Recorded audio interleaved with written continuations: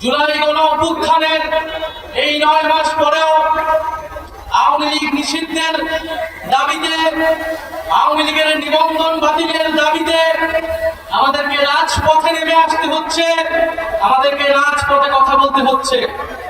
এটা আমাদের সামষ্টিক ব্যর্থতা বলে আমরা মনে করি। আমরা জুলাই গণ অভ্যুত্থানের প্রেক্ষিতে যে অন্তর্বর্তী সরকার গঠনে অংশ নিয়েছিলাম, সেই সরকারের কাছে আমাদের অন্যতম দাবি ছিল, জাতির কাছে আমাদের অন্যতম প্রতিশ্রুতি ছিল, জুলাই গণ অভ্যুত্থান সহ যে বিগত 16 বছরে যে ফ্যাসিজম স্বৈরাচার তৈরি হয়েছিল বাংলাদেশে, তার বিচার নিশ্চিত করা। বিচার এবং সংস্কারের জন্যই মানুষ রাজপথে নেমে এসেছিল। বন্ধুগণ, একটু পেছন থেকে ইতিহাসটা বলতে চাই। বাংলাদেশের জনগণ এই 24-এ প্রথমবার রাজপথে নেমে আসেনি, রক্ত দেয়নি, আত্মত্যাগ করেনি। ইতিহাসের বিভিন্ন পর্যায়ে বাংলাদেশের জনগণ রাজপথে নেমে এসেছে, জীবন দান করেছে, শাহাদাত বরণ করেছে। ন্যায় বিচার, মানবিক মর্যাদা, গণতন্ত্র, সার্বভৌমত্ব, স্বাধীনতা প্রতিষ্ঠার জন্য 1947 সালে এই পূর্ববঙ্গের বাঙালি মুসলমান নিম্নবর্গের হিন্দুর সাথে কাঁধে কাঁধ মিলিয়ে এই পূর্ববঙ্গের জনপদের অর্থনৈতিক এবং ধর্মীয় সাংস্কৃতিক অধিকার রক্ষার জন্য লড়াই করেছিল।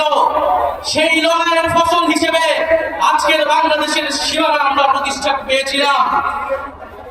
যদিও সেই সময় আমাদের লড়াইয়ের গন্তব্য ছিল সমগ্র বাংলার অখণ্ডতা কায়েম করা, কিন্তু কলকাতার ব্রাহ্মণ্যবাদী জমিদারদের ষড়যন্ত্রের কারণে সেই রাষ্ট্রকল্প আমাদের ব্যর্থ হয়েছিল।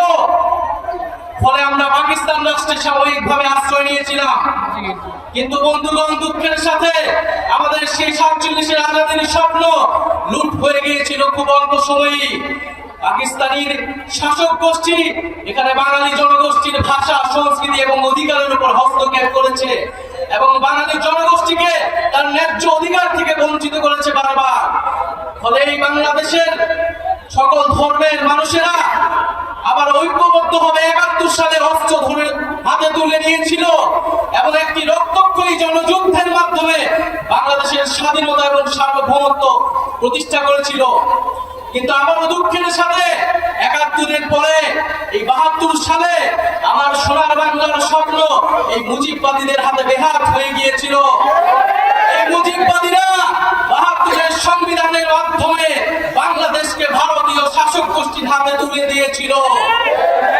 মুজিববাদী সংবিধানের মাধ্যমে যে স্বাধীন বাংলাদেশের আকাঙ্ক্ষা, যেই মুক্তিযুদ্ধের শহীদদের আকাঙ্ক্ষা তৈরি হয়েছিল, সেই আকাঙ্ক্ষাকে ব্যর্থ করে দেওয়া হয়েছিল। মুজিববাদী সংবিধানে বাঙালি জাতীয়তাবাদের নামে এখানে বিভিন্ন জনগোষ্ঠীর যে ভাষার অধিকার, সেই অধিকারকে দমন করা হয়েছিল। মুজিববাদী সংবিধানে ধর্ম নিরপেক্ষতার নামে বাংলাদেশের ইসলাম মনা জনগোষ্ঠী, ধর্মমান মুসলমানের যে সংস্কৃতি, সেই সংস্কৃতিকে রাষ্ট্র গঠন প্রক্রিয়া থেকে বিচ্ছিন্ন করে দেওয়া হয়েছিল। এখানে সমাজতন্ত্রের নামে যে পুঁজির স্বাধীন বিকাশ, সেই বিকাশকে ব্যর্থ করা হয়েছিল এবং অর্থনীতিকে লক্ষ্মী বাহিনীদের হাতে তুলে দেওয়া হয়েছিল এবং গণতন্ত্রের নামে বাকশাল কায়েম করা ছিল। এই ছিল 75 পর্যন্ত মুজিববাদীদের শাসন। আমরা দেখেছি স্বাধীন বাংলায় এরপরে বিভিন্ন সময়ে সামরিক হস্তক্ষেপ হয়েছে। এক পর্যায়ে বাংলাদেশের জনগণ 90 সালে আবারও রাজপথে নেমে একটি গণঅভ্যুত্থান তৈরি করেছিল। সেই গণঅভ্যুত্থানের পরে পতন ঘটেছিল, কিন্তু দুঃখের বিষয় 30 বছর পরে বাংলাদেশের জনগণকে আবারও গণতন্ত্র প্রতিষ্ঠার জন্য রাজপথে নামতে হয়েছিল। কেন নামতে হয়েছিল? কারণ গণঅভ্যুত্থানে যে রাজনৈতিক দলগুলো যে প্রতিশ্রুতি দিয়ে ক্ষমতায় গিয়েছিল, সেই প্রতিশ্রুতি তারা রক্ষা করেনি। 90-এর গণঅভ্যুত্থানকে যারা গণঅভ্যুত্থানে অংশ নিয়েছিল, তারাই ব্যর্থ প্রমাণ করেছে। ফলে রাজনৈতিক দলগুলোর সেই নেতৃত্ব বাংলাদেশের জনগণ মেনে নেয়নি। বিগত 16 বছরেও রাজনৈতিক দলগুলোর, ফ্যাসিবাদ বিরোধী দলগুলোর নেতৃত্বে জনগণ রাজপথে নেমে আসেনি। বাংলাদেশের জনগণ ফ্যাসিবাদ থেকে মুক্তি পাওয়ার জন্য রাজপথে নেমে এসেছিল ছাত্র জনতার নেতৃত্বে। বন্ধুগণ, বিগত 16 বছর গল্প আমরা সবাই জানি। বিগত 16 বছরে আওয়ামী লীগ কিভাবে ফ্যাসিজম কায়েম করেছে, কিভাবে স্বৈরতন্ত্র কায়েম করেছে। তিনটি ভোটকে তারা কুক্ষিগত করে মানুষের ভোটাধিকার করে হরণ করেছিল। পিলখানা হত্যাকাণ্ডের মাধ্যমে বাংলাদেশের সেনাবাহিনীর দেশপ্রেমিক অংশকে তারা পরাস্ত করেছিল এবং বাংলাদেশের সার্বভৌমত্বকে হুমকির মুখে ঠেলে দিয়েছিল। 2013 সালে শাপলার হত্যাকাণ্ডের মাধ্যমে বাংলাদেশের ধর্মপ্রাণ মুসলমান এবং আলেম ওলামাদের মত প্রকাশের যে অধিকার, সেই অধিকারকে তারা হরণ করেছিল। এছাড়া ধারাবাহিকভাবে গোটা সংস্কার আন্দোলন, নিরাপদ সড়ক আন্দোলন, মোদী বিরোধী আন্দোলনে তারা হত্যাকাণ্ড এবং দমন পীড়ন চালিয়েছে।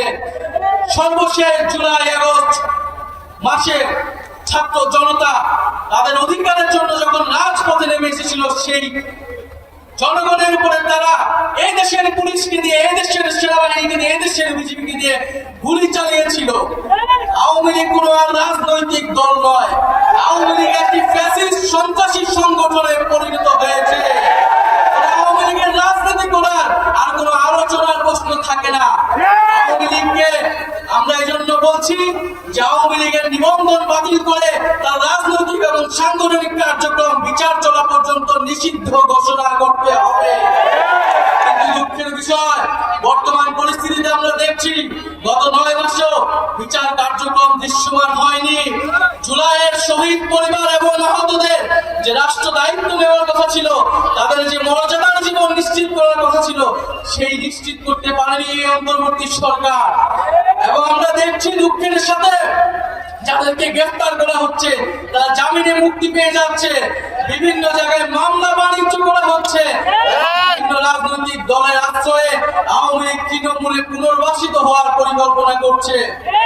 বন্ধুগণ, আমরা দেখতে পাচ্ছি যে আমাদের এই অন্তর্বর্তী সরকারের সময়, গণ অভ্যুত্থান পরবর্তী সরকারের সময় যে নির্বাচন কমিশন গঠিত হয়েছে, সেই নির্বাচন কমিশন গণহত্যাকারী ফ্যাসিস্ট আওয়ামী লীগের লোকদেরকে প্রার্থিতার অযোগ্যতা ঘোষণা করতে সম্মতি দিচ্ছে না। তারা বলছে যে এটি নাকি রাজনৈতিক সিদ্ধান্ত। নির্বাচন সংস্কার কমিশন সুস্পষ্টভাবে সুপারিশ করেছে, যারা গণহত্যা করেছে, যারা লুটপাট করেছে, যারা ফ্যাসিস্ট আওয়ামী লীগের সাথে জড়িত ছিল, তারা কোনোভাবে আগামী নির্বাচনে অংশগ্রহণ করতে পারবে না। কিন্তু নির্বাচন কমিশন এখনো সেই প্রস্তাবে সম্মত হচ্ছে না। আমরা সন্দেহ প্রকাশ করছি এই নির্বাচন কমিশন কার পারপাস সার্ভ করবে। ভুলে গেলে চলবে না, গণ অভ্যুত্থানের পরে নির্বাচন কমিশন গঠিত হয়েছে।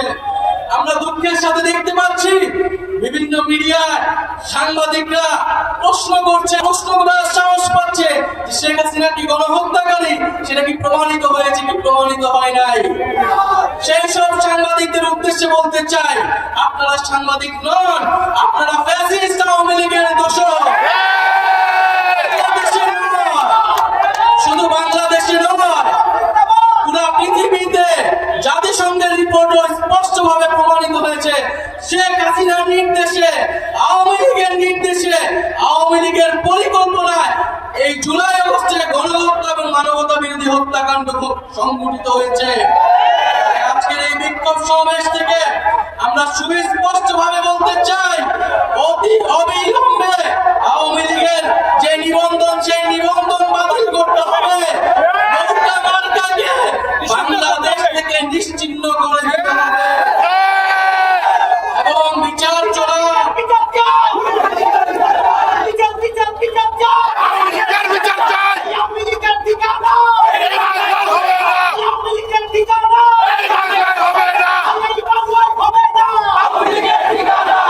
এবং বিচার চলাকালীন পর্যন্ত আওয়ামী লীগের সাংগঠনিক এবং রাজনৈতিক কর্মকাণ্ড আইন করে নিষিদ্ধ ঘোষণা করতে হবে। বন্ধুগণ, আমরা জুলাই ঘোষণা করতে কথা বলেছিলাম, জুলাইকে সাংবিধানিক স্বীকৃতি দেওয়ার কথা বলেছিলাম, কিন্তু বিভিন্ন ষড়যন্ত্রের কারণে সেই জুলাই ঘোষণাপত্র এখনো আসছে না। ভুলে গেলে চলবে না, এই জুলাই গণ অভ্যুত্থানের ফলে কিন্তু আজকে বাংলাদেশে যারা রাজনীতি করছে, যারা ক্ষমতায় যাওয়ার স্বপ্ন দেখছে, তারা কিন্তু এই শহীদ পরিবার এবং আহত যোদ্ধাদের আত্মত্যাগের ফলেই স্বপ্ন দেখতে পাচ্ছে। এই জুলাই ঘোষণাপত্র দিতে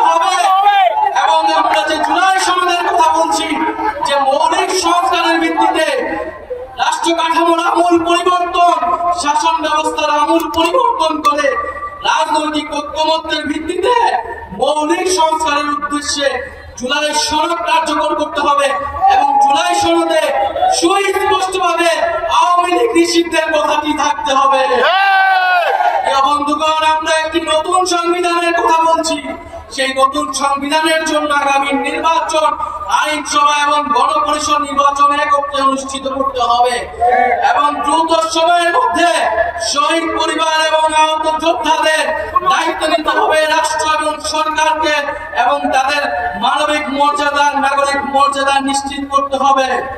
প্রিয় বন্ধুগণ, জাতীয় নাগরিক পার্টি এনসিপি নতুন বাংলাদেশ বিনির্মাণে, নতুন বন্দোবস্ত বিনির্মাণে সংগঠিত হয়েছে।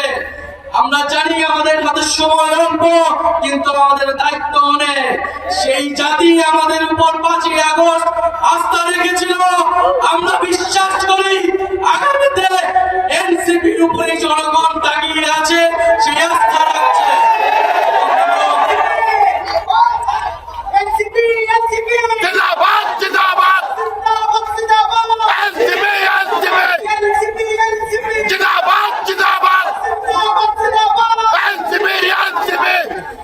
তাই আপনাদের প্রতি আহ্বান থাকবে, দ্রুত আমরা সুসংগঠিত হব।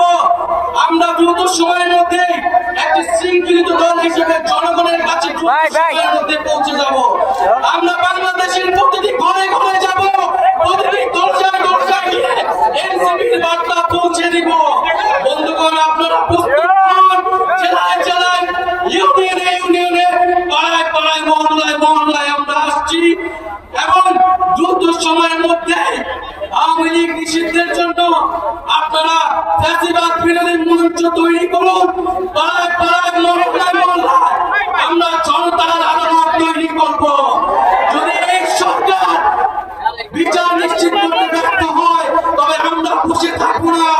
জনতার আদালতে আওয়ামী লীগ এবং ফ্যাসিবাদের বিচার নিশ্চিত করা হবে। যে নতুন রাজনৈতিক বন্দোবস্ত এবং যে সেকেন্ড রিপাবলিক গঠনের উদ্দেশ্যে আমরা এনসিপি গঠন করেছি, আমরা বাংলাদেশের অর্থনীতি, পররাষ্ট্রনীতি, শিক্ষা, স্বাস্থ্য, কর্মসংস্থান এবং জলবায়ু এবং প্রযুক্তির জন্য আমরা একটি নতুন রাষ্ট্র ব্যবস্থা কায়েম করব এবং একটি দাবি দলক মানবিক মর্যাদার ভিত্তিতে একটি নতুন সমাজ প্রতিষ্ঠা করব। প্রিয় বন্ধুগণ, আমরা বলতে চাই, এই ঢাকা বা বাংলাদেশ ছিল এই বঙ্গোপসাগর অঞ্চলের মিলন কেন্দ্র, বহু সংস্কৃতি, বহু সভ্যতার প্রাণ কেন্দ্র। আমরা সামাজিক মূল্যবোধ, ধর্মীয় মূল্যবোধের প্রতি শ্রদ্ধাশীল থেকে বহু সংস্কৃতির ভিত্তিতে আমাদের নতুন সমাজ গঠন করব এবং ইনশাআল্লাহ ঢাকায় আগামী দিনে এই বঙ্গোপসাগর এবং দক্ষিণ এশিয়ার কান্ডারি হবে, দক্ষিণ এশিয়াকে নেতৃত্ব দেবে।